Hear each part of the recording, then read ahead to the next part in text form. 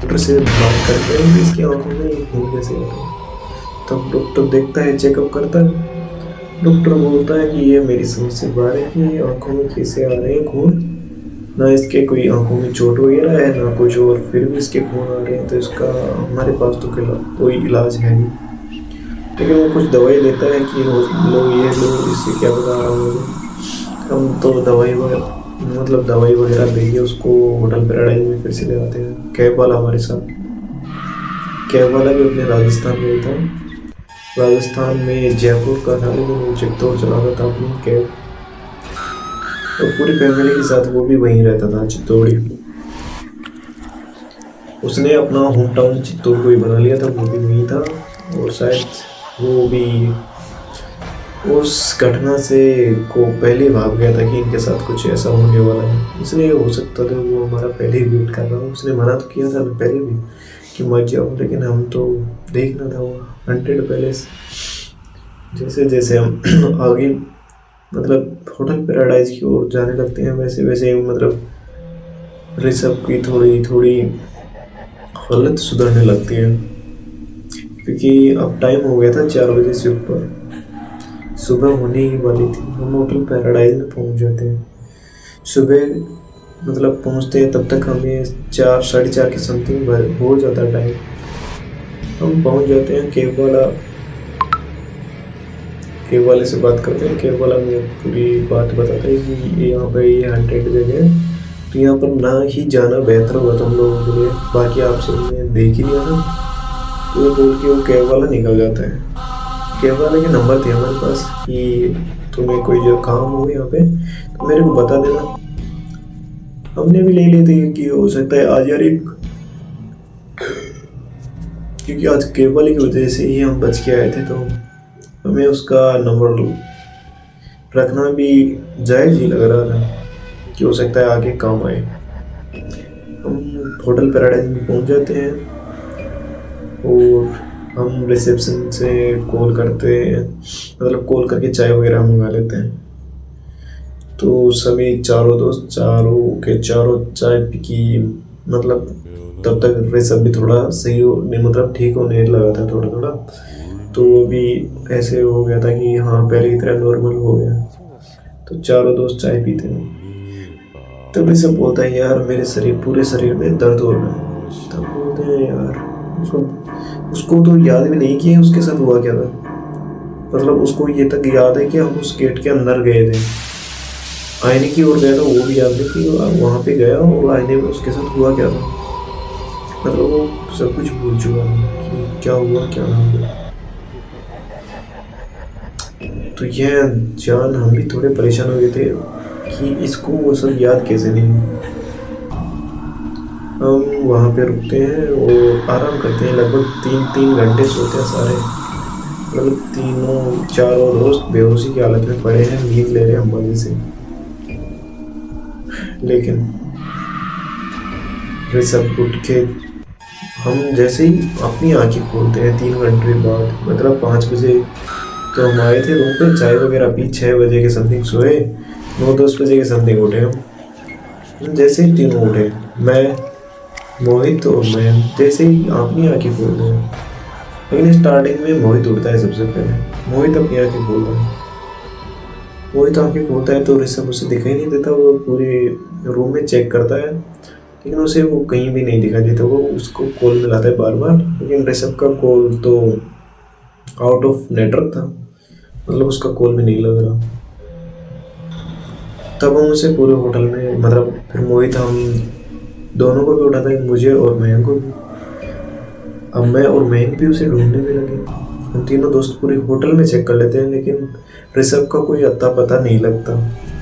हम उसे ढूंढ ढूंढ के थक जाते हैं। फिर हमें याद आता है कि चलो उसको बाहर ढूंढते हैं, होटल के बाहर भी, मतलब होटल के चारों ओर ढूंढते हैं, बार बार कॉल करते हैं, लेकिन उसका नहीं कॉल लगता है। नहीं कॉल लगता है, नहीं वो हमें कहीं मिलता है। यह से हम थोड़ा चिंतित हो जाते हैं। तो हमारे पास उस कैब वाले के नंबर तो थे ही। हम कैब वाले के पास फ़ोन करते हैं, हम उसको बताते हैं भाई ये बात है, वो हमें मिल नहीं रहा। तो बोलते हैं यार तू नहीं मिल रहा उसके साथ। फिर उसको पता ही था कि ऋषभ के साथ कल क्या हुआ था, हमने बता दिया था रास्ते में आते टाइम उसे। वो बोलता है यार, वो बोलता है बस, वो बोलता है और थोड़ी देर में वो हमारे पास पहुंच जाता है अपनी कैब को लेकर। हम तीनों दोस्त उस कैब में बैठते हैं, चौथा वो ड्राइवर। अब वो हमें लेके जाता है फिर से उस नागर हवेली की ओर। तो वो हमें बताता है कि उसके साथ जो हुआ वो नहीं होना चाहिए। हमने पूछा क्या हुआ उसके साथ ऐसा। हमें तो इतना पता नहीं था कि उसके बारे में कैसे क्या हुआ है। वो बताता है कि उस पे शायद कोई साया हावी हो चुका है, उसका इलाज कराना ही बेहतर होगा और वो शायद नहीं मिलेगा नागर में। हम जाते हैं धीरे धीरे बढ़ते हैं। तो जैसे ही हम वहाँ पहुँचते हैं नागर हवेली के अंदर, जहाँ पे हमने रात को जो दरवाज़ा तोड़ा था वहीं पहुँच जाते हैं। लेकिन हम जैसे ही वहाँ पे जाते हैं साला वो दरवाज़ा पहले की तरह एकदम ठीक ठाक नया चकाचक मिलता है, जिसे देख हम फिर से डर जाते हैं। यार रात को ये दरवाज़ा हमने तोड़ा, यहाँ से तोड़ के गए हैं निकले हैं, लेकिन दरवाज़ा वैसे की वैसे। तो डरना तो जायज़ था ना। और ऋषभ को देखते हैं वहाँ पे, तो ऋषभ साला वहीं उस आईने के सामने। उसकी आंखें फिर से वो काली पड़ गई, लेकिन खून तो नहीं आ रहा था उसकी आंखों से। आंखें पूरी तरह काली हो चुकी थी उसकी, जैसे वो भी कोई हैवान, हमें वो भी कोई हैवान से कम नहीं लग रहा है। तो ज़्यादा डर तो साला उसे देख के लग रहा था कि साला हो क्या रहा है।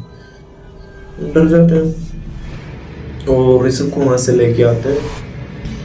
हाँ, ऋषभ लेके कहाँ आते हैं, ऋषभ आने को तैयार ही नहीं होता है। वो कभी मोहित को भगा रहा है, मतलब ऐसे हाथ से यूँ कर रहा है, हम दीवार के जाके लग रहे हैं सीधा। मतलब उसमें इतनी पावर आ गई, क्या ही बताऊँ। मतलब वो हमें मतलब कूट रहा है ढंग से, आने को तैयार नहीं हो रहा हमारे साथ। जैसे तैसे करके चारों लोग, तीन हम एक हमारा कैब ड्राइवर, हम उसको जैसे तैसे लेके वहाँ से आ जाते हैं। और कैब वाले से बोलते हैं भाई इसका कैसे क्या करें जो ये ठीक हो। तो वह तो पूरे चित्तौड़ के बारे में जानता था, कैब चलाता था, और उसके साथ पहले भी शायद ऐसी घटनाएं हुई होंगी, तो उसे इन सब के बारे में जानकारी थी पहले से ही कि इनके साथ ऐसा हुआ है और आगे ऐसा होगा। तो इसलिए वो पहले ही हमारे टच में था कि पता नहीं उसको कैसे पता था या कुछ भी था, जो था सो था। वो हमें लेके जाता है, पास ही नियर बाय मंदिर था एक, जहाँ पे कोई महाराज जी थे जो आत्माओं का इलाज करते थे, मतलब आत्माएं भगाते थे।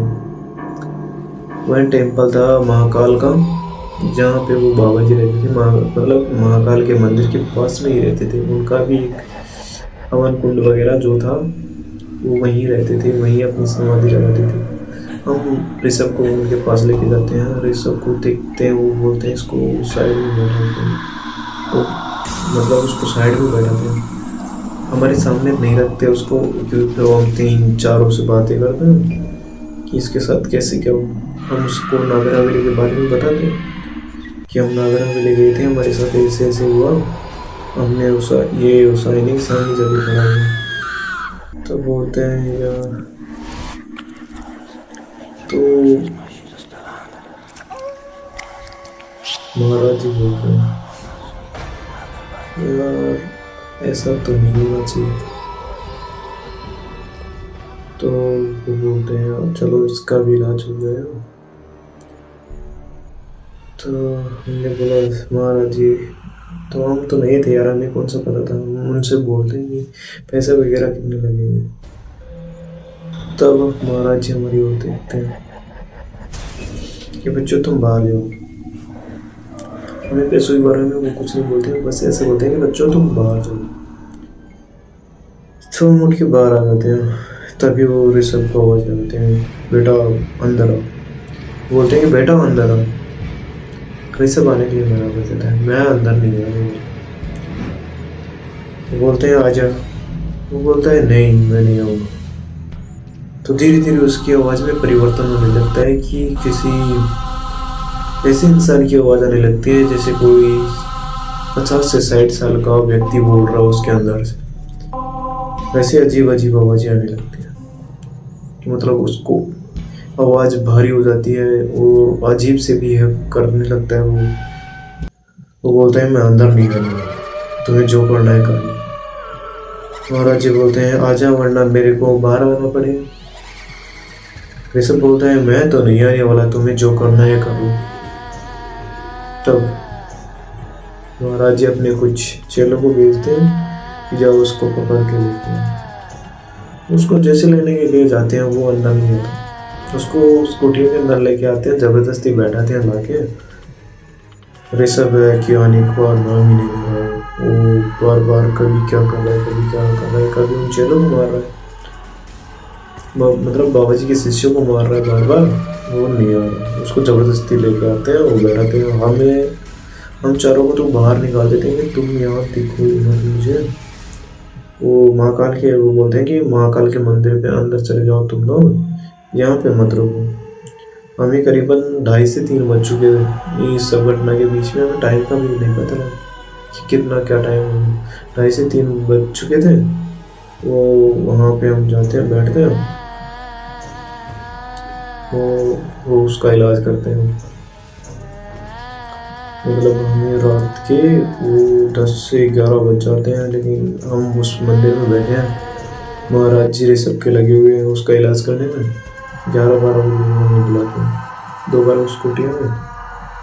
बोलते हैं अब तो मैंने इसका इलाज कर दिया, लेकिन तुम्हें 4 दिन तक यहीं रुकना पड़ेगा। अरे अकेले इस बंदे को नहीं, ऋषभ को ही नहीं, तुम्हें भी रुकना पड़ेगा।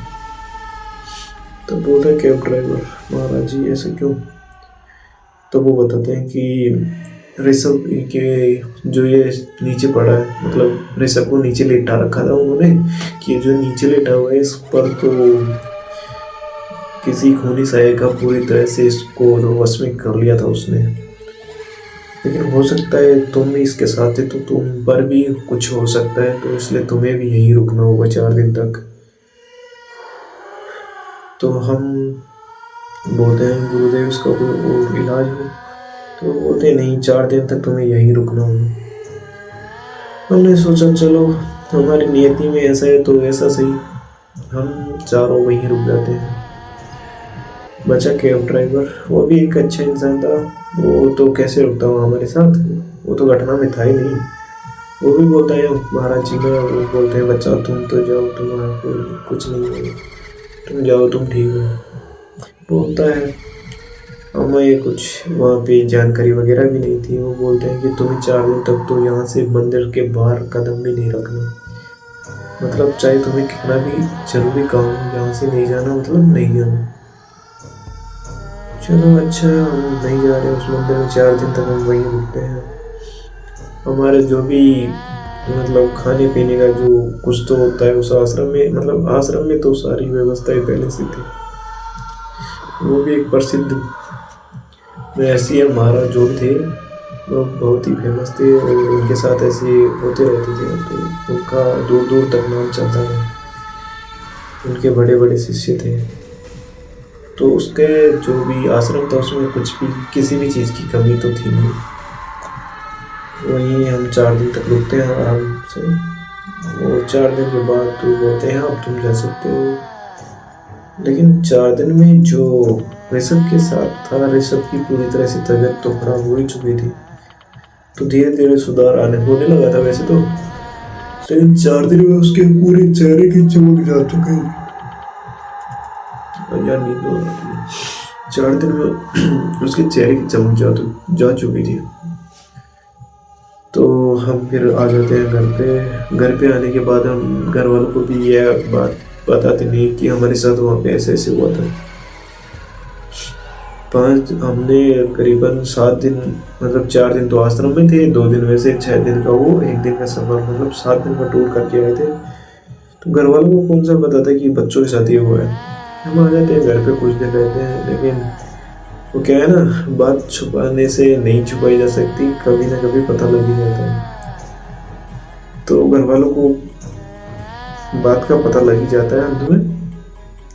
घर वाले फिर से बोलते हैं, बेटा तुम बहुत घूम लिए, अब दोबारा कहीं पर जाने का प्लान किया ना, फिर देख लेना। तो बोलते हैं चलो हो गया सो हो गया। तो ऐसी घटनाओं से हमें एक तो सीख मिलती है कि जहाँ जाना हो दिन में जाए, रात में जाने का खतरा मोल न ले, क्योंकि कब कौन सी घटना कब घटित हो जाए किसी को पता नहीं। क्योंकि डर के आगे जीतना ही मौत है। और आशा करते हैं आप सभी को हमारी कहानी पसंद आई होगी। तो आपको हो सकता है आपको इस कहानी में डर लगे या ना लगे, लेकिन एक बार सोचो, अगर यह घटना तुम्हारे साथ रियल में हो तो कैसा लगेगा। हमारे साथ कैसा हुआ होगा जब यह घटना हमारे साथ हुई होगी, तो आप अंदाज़ा लगा सकते हैं। और आपका बहुत बहुत शुक्रिया जो आप हमारी कहानी के अंत तक बने। लाइक कमेंट शेयर करना ना भूलें, और ज़्यादा से ज़्यादा हमारी स्टोरी को शेयर करें, ताकि ज़्यादा से ज़्यादा हम आपके लिए रियल हॉरर स्टोरी ला सकें। तो आप सभी का बहुत बहुत शुक्रिया। मिलते हैं नेक्स्ट स्टोरी में।